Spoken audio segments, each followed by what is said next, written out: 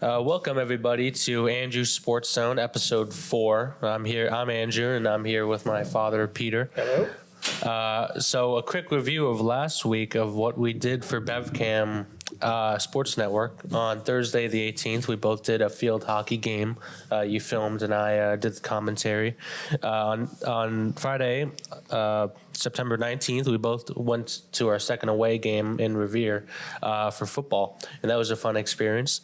And Monday, we both did girls volleyball. Again, you did the camera, I did some commentary, and Tuesday I did some field hockey. And upcoming, we'll be available if needed on this Friday.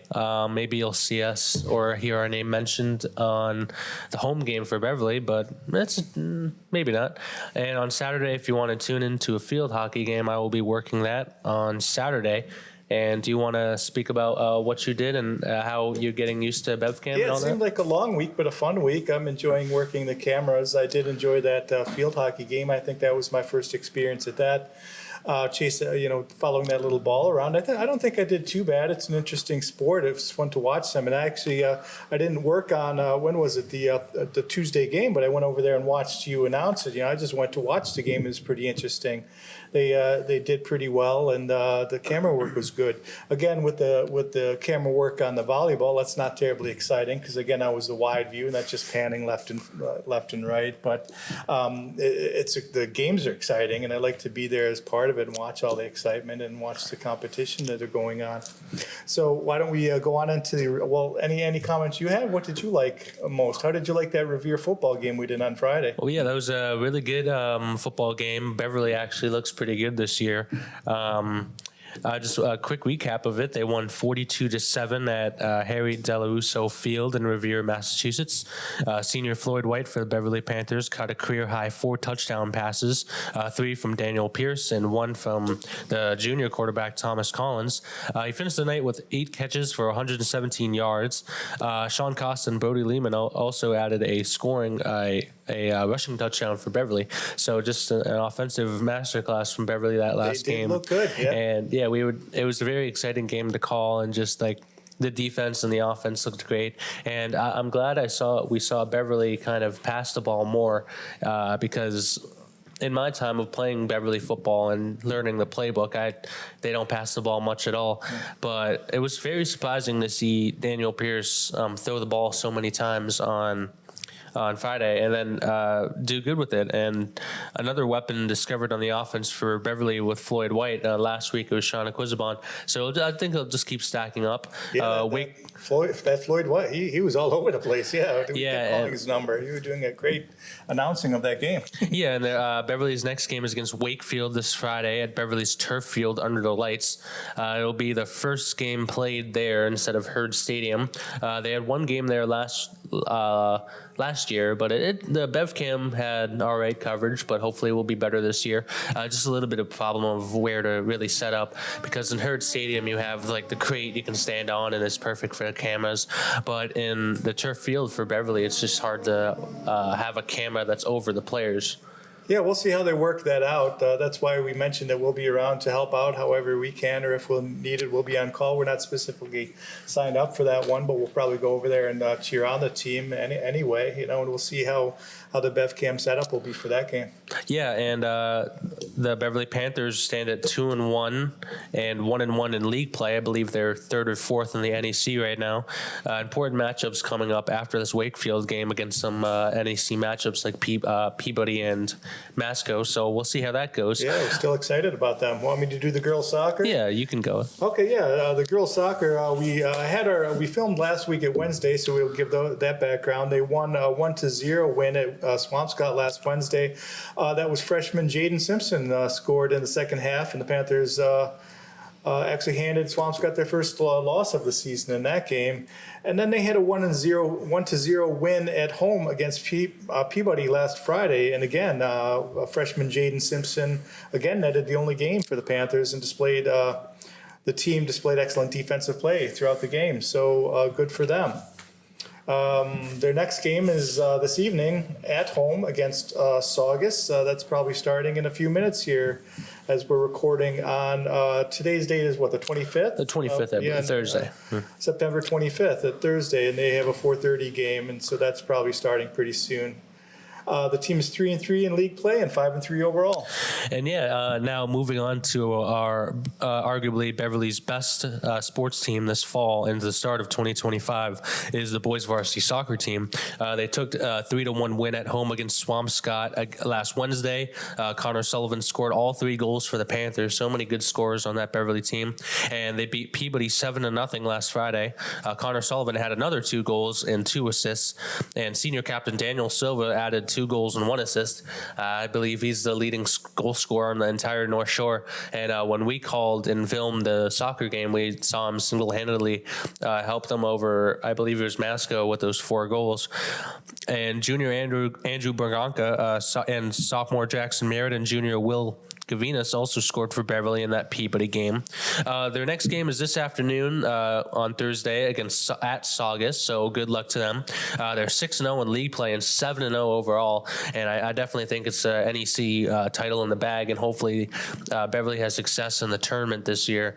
They haven't had tournament success in the past couple years, but it looks like a great team scoring-wise this year. Absolutely, very impressive. And I noticed in the Salem News, which we look at from time to time to get some information, they did have a nice write-up about Daniel Silver, and they did have that list of the top scorers, and he was definitely highlighted in that region. I don't remember the specific day, but good write-up about him. So he's fun to watch, and it is really ranking him up. I don't usually like to watch soccer, but you have to learn to watch every sport when you commentate them. But it was just like you could see when he plays on the field, it's just a special player, like all 3 goals, just explosive speed and all that. So good luck to him, and I believe, is he a senior, I believe? So yeah, I wish him well, and hopefully he gets some sort of scholarship anywhere, because he definitely deserves it in some capacity. Yeah, that's excellent. And then the girls field hockey, as I mentioned, that was fun to watch. They did have a 0-3 loss at home against Gloucester last Thursday, but goalkeeper Charlotte Stevens had 10 saves for the Panthers in that loss, so good for her.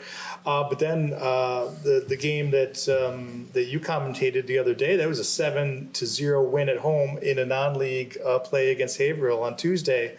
Very lopsided contest, I thought. The Haverhill team barely even got over the other side of into Beverly territory. But in that game, you had senior Lily Scotty netted 2 goals, while senior captain Mads LeBlanc, junior Fiona Basin, sophomores Gwen Jones and Avery LeBlanc, and freshman Ellie Fisher each added 1 goal. So everybody on the team got to participate in the scoring in that, and it was quite lopsided. It was great passing by the Beverly team, great stick handling, and just a good performance in that game. Yeah, I agree a lot from my commentary experience, having to pay attention to every single play of the game. It was just great to see Beverly do good, because in the past home games they got mismatched and lost in significant ways but it was more like a balanced game, back and forth. Beverly getting it on their side of offense, and Masco or Marblehead getting it on theirs. So yeah, Haverhill was just when I mentioned during the broadcast that they hadn't scored a goal since September 15th going into that game, and you could kind of see how that happened, because the only bright spot I saw for Haverhill on that team was really the goalie. The goalie kept them in the game. It would have been like 12-0, but I feel bad for her, because there's so many players in Haverhill, they just can't clear it out. It's like watching like a Bruins game, and like they just can't get it out of their zone or clear it. It was similar to that. But great job by both teams, and hopefully Beverly can continue their good streak of goals they had. Moving on to girls varsity volleyball, they had a 3-0 loss against Marblehead last Wednesday evening. They won 3-0 on the road against Bishop Fenwick on Friday. Althea McKenna finished the night with 6 aces. Sophia Balducci added a dozen digs, and Reese Kwiatek put away 7 kills. Game week I called. They lost 1-3 at home in a rematch against Bishop Fenwick on Monday. The Panthers were led by Julia Marks with 5 kills and 7 blocks. Definitely a tale of 2 teams there. my partner, Rich Francis, he was talking about like they were so good against Bishop Fenwick on Friday. They must have had some players missing because that was a good team we saw at home in the field house. But yeah, both teams looks great.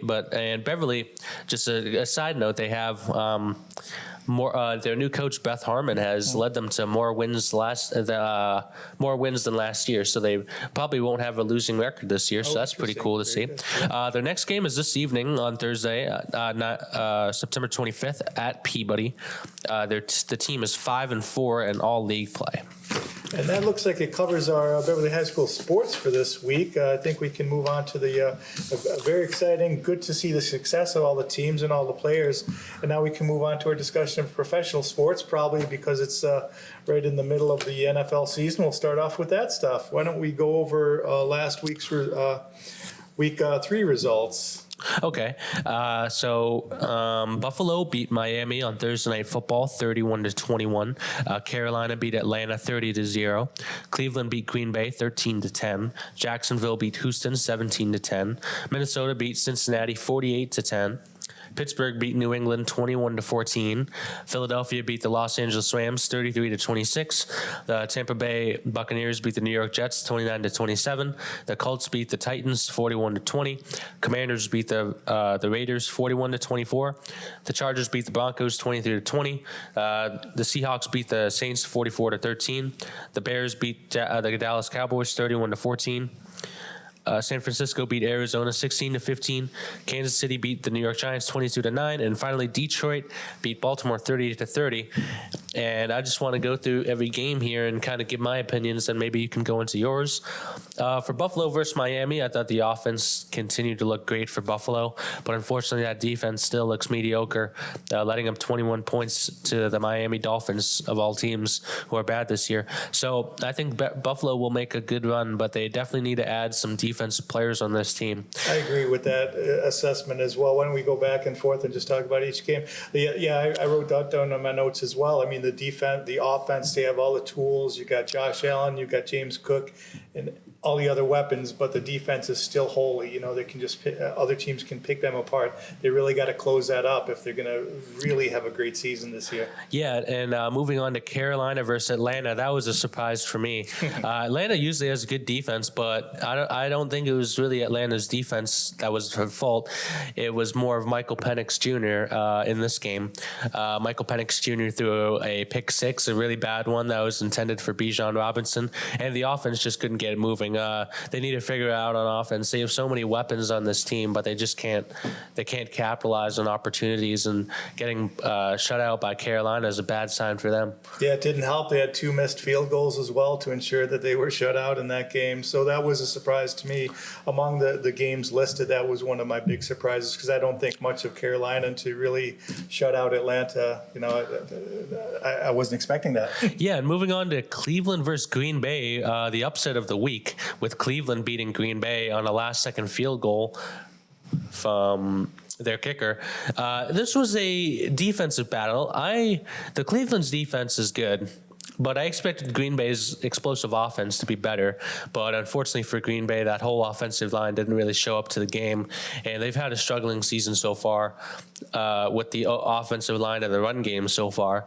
And Cleveland's they still look mediocre offensively, but if they can get some sort of offensive piece, they can be actual good team, because that defense looks extremely solid with Myles Garrett. I believe he leads the NFL in sacks currently. So it's good to see Cleveland win a game and get their fans some excitement. And I wasn't expecting that at all. Yeah, but it looks like they got to. Jordan Love 5 times, sacked 5 times, so tough defense. But I guess we'll keep an eye out on Cleveland and see where they go from here. Mm-hmm. Moving on to Jacksonville versus Houston. Jacksonville won this one 17-10. Jacksonville's offense is just it's a strange machine. Sometimes they have a good passing game, and sometimes they have a really good running game with Travis Etienne. But it's Jacksonville is just not a great team, but because Trevor Lawrence continues to struggle. But a worse team is the Houston Texans, and the only good part of the Houston Texans is their defense, which isn't even that great. It's kind of mediocre. But the C.J. Stroud just doesn't look good in his third season in the NFL, coming off that sophomore slump. He continues to slump, and it just can't move anything on the ground. That offensive line is definitely a problem. C.J. Stroud getting sacked all the time, and Nick Chubb not being able to do anything on the ground. And I think that will persist this week with Joe Mixon maybe coming back in a couple weeks. I think Joe Mixon will do bad too with that O-line. But they just need to improve that on that offensive line after trading Laramie Tunsil to the Commanders, I believe. They just don't have anybody on that offensive line that can help them, and that's just the main problem with the Houston Texans right now. Yeah, I don't even know why I picked them to win this week because, I'm so down on C.J. Stroud, and he proves that I'm right with that. He's just throwing too many picks. He doesn't have that offensive line that he needs. He panics and makes poor decisions, and that results in the losses. So moving on to Minnesota versus Cincinnati. This one was surprising to me, but maybe not surprising the most because Minnesota's defense was incredible in this game. Isaiah Rodgers for Minnesota with, I believe, 3 scores on the defensive side of the ball, and including a scoop and score fumble recovery touchdown and a pick 6.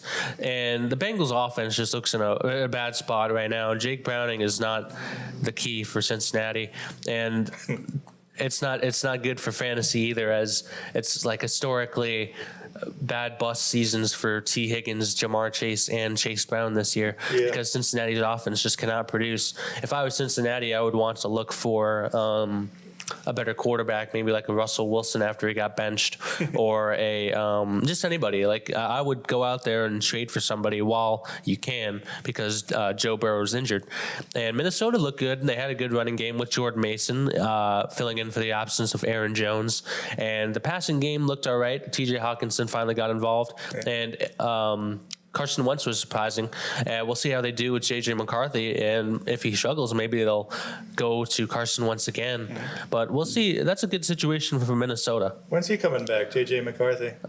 Maybe next week, I think. Maybe next week when people look out. Yeah. If I may, I want to share this quote that I got from the CBS Sports website. It says, "If this is what the offense is going to look like without Joe Burrow, the Bengals might not win another game this season." Yeah, so I just thought that was amusing. I agree with that mediocre defense as well. The offense was the only real good part of the Bengals, and now it's bad. Moving on to Pittsburgh versus New England, I picked Pittsburgh in this game. New England continues to struggle. Of course, Ramondre Stevenson having, I believe, 2 fumbles and 2 more from Antonio Gibson, I apologize. Oh, yeah, and a couple as well. Yeah, one from Antonio Gibson and one from Drake May. Yeah. And Drake May also had a crucial red zone interception. So New England, I think their defense looks pretty good, but their offense just cannot go. Like, they need to, I've said this every week on this podcast, they just need to involve Travion Henderson more. Ramondre Stevenson is not the key. He was all right last week, but that was because he caught the ball. But when he runs the ball, he just has that horrible fumble problem. So no, you just gotta avoid those turnovers, gotta avoid stupid mistakes, and just got to improve. So I'm still not on that New England bandwagon. I'm still picking against them every week. Yeah. And moving on to Philadelphia, who beat the Los Angeles Rams 33-26. This was an interesting game because Philadelphia did not look at all good going into halftime. They were down by a couple scores to the Rams, and the Rams offense looks great, but they're just not good in clutch abilities, really. They weren't able to get down the field to kick a field goal to maybe tie it up or score a touchdown. But their offense looks good, but their defense kind of faltered against Philadelphia in the second half, with A.J. Brown finally getting involved for Philadelphia. And they look like the strong offenses, both of them. And Philadelphia doesn't look as great this year. They even with the comeback behind, I wasn't impressed by them. I guess A.J. Brown is finally showing up. I guess he's had a couple of bad games to start the season are not too impressive, at least in the fantasy league. And what they do, Saquon Barkley, they pretty much shut him down. Yeah, they shut down Saquon Barkley. You're not going to keep him shut down for too long. Yeah. Moving on to Tampa Bay versus the New York Jets. This was a very interesting one. A couple special teams mistakes in this one, including that blocked field goal touchdown. But the New York Jets defense has not been as great as it's been in the past couple of years.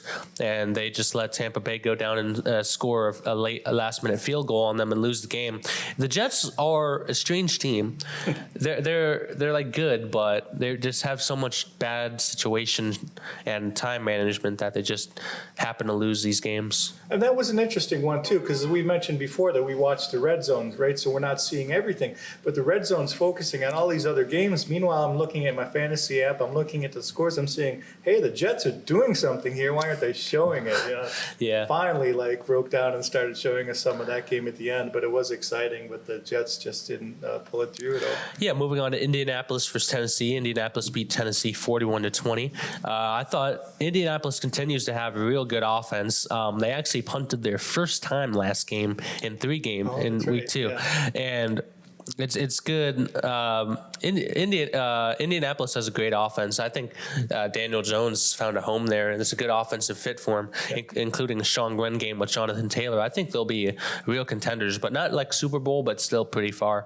Tennessee, they looked all right, but Cam Ward continues to have no support around him. I just feel bad for him right there. Yeah, I totally agree. Cam Ward's getting he's getting sacked a lot. They sacked him 4 times the other day. And, for the offense, Jonathan Taylor scored 3 touchdowns. So, he's always good to watch. And moving on quickly to Washington versus Las Vegas. Washington beat the Las Vegas Raiders 41-24. Las Vegas continues to have a strange offense. They drafted Ashton Genty early, but he continues to be a non-factor for this team, getting not as many carries as I would expect from him. And they have a strong passing game, though. They passed to Trey Tucker. He had 3 touchdowns last game. But Washington's offense still looks good, even with Marcus Mariota at quarterback there.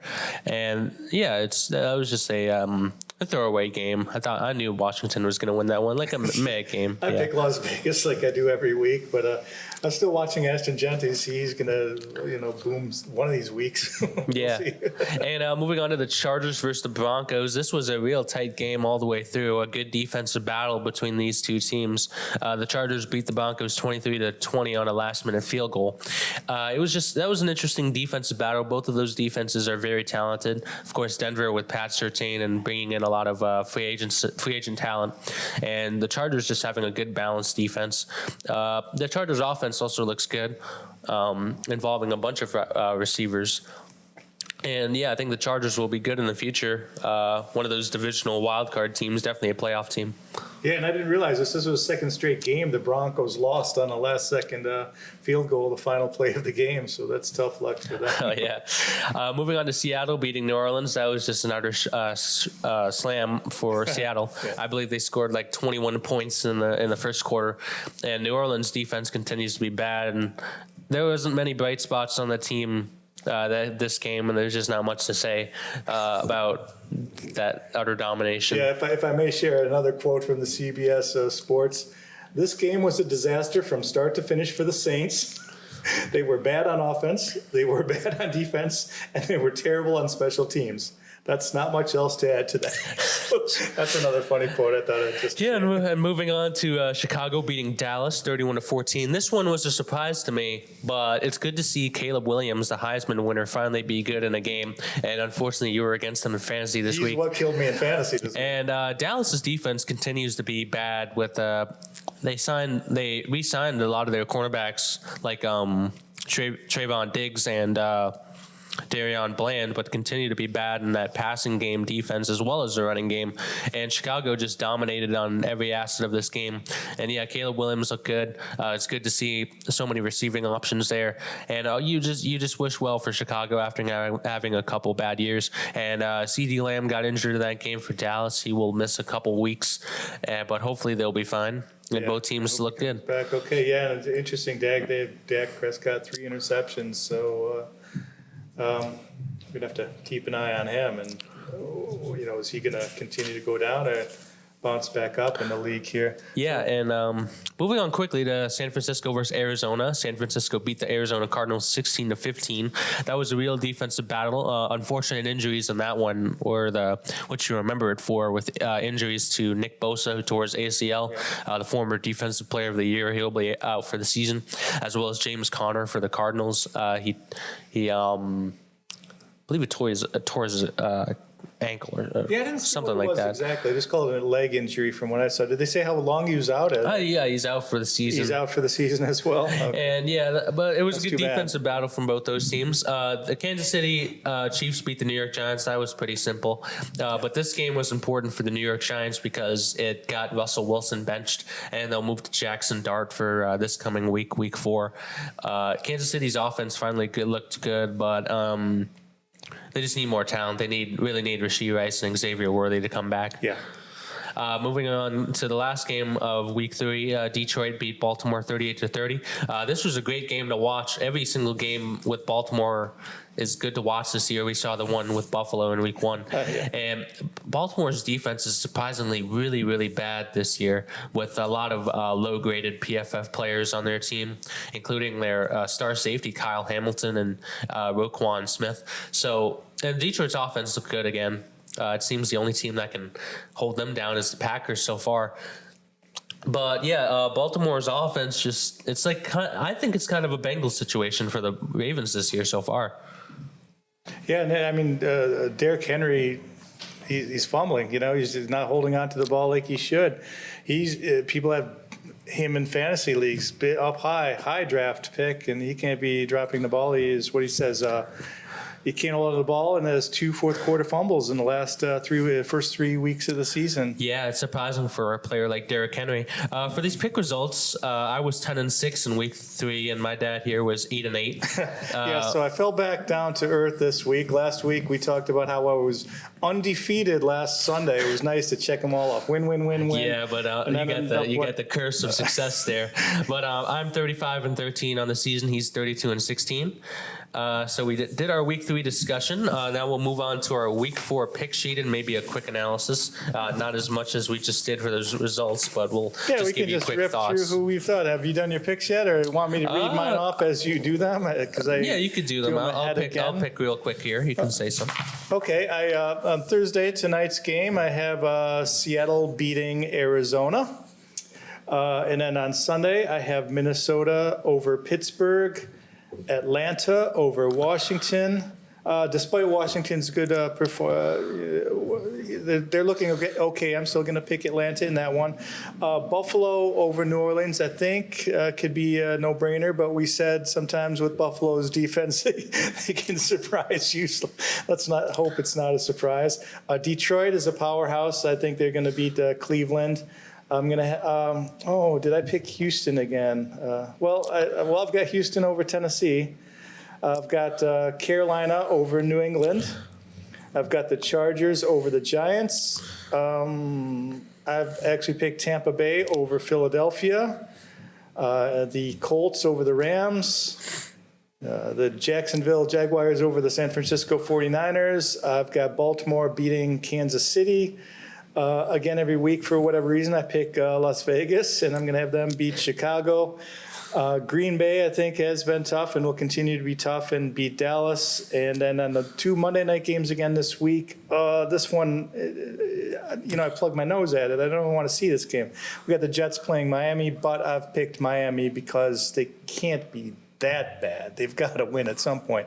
And I've got Denver over Cincinnati because of what they said. They're just having troubles without Joe Burrow, and I'm going to go with Denver on that one. Okay, I'll give my picks real quick. Thursday, September 25th, tonight's game, I have Seattle beating Arizona. I just thought Seattle's offense looked pretty good. Arizona does have a good defense, but I just think Seattle will overpower them a bit. I have Minnesota beating Pittsburgh. The Pittsburgh defense has been pretty mediocre, and I think Minnesota can continue on what they did last week against the Bengals and be really good in offense. I have Washington beating Atlanta. I think Jaden Daniels is back this week, and I think Washington will continue to have a good offense there. And I just didn't like how Atlanta looked, and that offense is It doesn't look well coordinated right now. I have Buffalo beating New Orleans. That's pretty simple. You can think of 1,000 ways of why Buffalo will win that game. I have Detroit beating Cleveland. This is an interesting one because Cleveland does have a good defense, but it is at Detroit, and I think Detroit will have something similar to against Green Bay in Week 1, but instead of losing, I think they'll win. So that'll be an interesting game. I have Tennessee beating Houston. This is what my upset of the week, because I just think the Tennessee Titans look good enough to beat the struggling Houston Texans team. I think it'll be close, but that one could go either way. But I just have a feeling the Titans are going to win. Okay. I have the Patriots beating Carolina Panthers. It's in New England. They have home field advantage. I know the Patriots aren't good this year, but it's Carolina out of all teams. And even though Carolina was good against the Atlanta Falcons, they're just so inconsistent. And I think this New England offense will do pretty good against them. I have the Chargers beating the New York Giants. The Chargers defense is incredible, and I think they'll kind of falter Jackson Dart's NFL debut and just be good with the offense again. I have Philadelphia beating Tampa Bay, NFC champion, NFC divisional rematch, or one of those. I apologize, I forget. But it was a good game last year, and I think it'll be a good game this year. But I think I have Philadelphia just squeaking it out. That offense looked good enough, and Tampa Bay, Mike Evans' injury, I believe he's out for 1 week now, and I think Emeka Egbuka will be the number 1 receiver for the Buccaneers, and I think they'll get covered pretty good. Okay. So I think that'll be a good one, but Philadelphia pulls that one out. I have the Rams giving Indianapolis their first loss of the season. I think Rams have a bit of a better home field advantage, and I think they have a good enough defense and offensive mix to finally hand Indianapolis a loss this week. That's going to be interesting, though. Yeah, that one looks most interesting to me. That looks like an exciting game to watch. Yeah, I have San Francisco beating Jacksonville. I believe Brock Purdy's back this week, but if he isn't, I'd probably switch that to Jacksonville. But I do believe he's back this week, and it's at San Francisco. They have amazing home field advantage. So yeah, I have the Baltimore Ravens beating the Kansas City Chiefs. The Ravens' offenses look great, and hopefully their defense can hold up against the struggling Kansas City offense. I have Chicago beating Las Vegas. I like Chicago's offensive showing last week, and I think they'll continue with a strong passing game off the arm of Caleb Williams. I have Green Bay beating Dallas. I think this will be a big game for Jordan Love, and the offense as a whole will just run over all of Dallas, and that defense is good enough to just squander all of Dallas's opportunities, especially with CeeDee Lamb out now. I have the Jets beating Miami Dolphins. Like I said, this is not a game you want to watch really, but I think the Jets have had a good enough offense to show that they can win games, and I think they'll beat Miami because Miami's defense is just horrendous. And I have Denver Broncos beating the Cincinnati Bengals. It's at Denver. And the Cincinnati Bengals just don't look good at all. And like I said, they definitely need to trade for a quarterback if they want to do anything this season. Excellent analysis. We differ on a lot of games, but I have a feeling they're going to lean your way rather than my picks this week. And I didn't set my timer, so I don't know how we're doing on time, but I think we can move on to our discussion of the Red Sox. And this is getting exciting down to the wire. Our final section here of episode 4 here. I just want to talk about the Red Sox playoffs today. Red Sox playoff push today.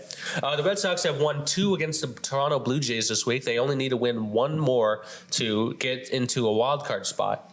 I don't believe they have a chance for the AL East, the American League East, but they can still get a strong playoff spot in the wild card. The Wednesday's win, has them on the brink of postseason berth.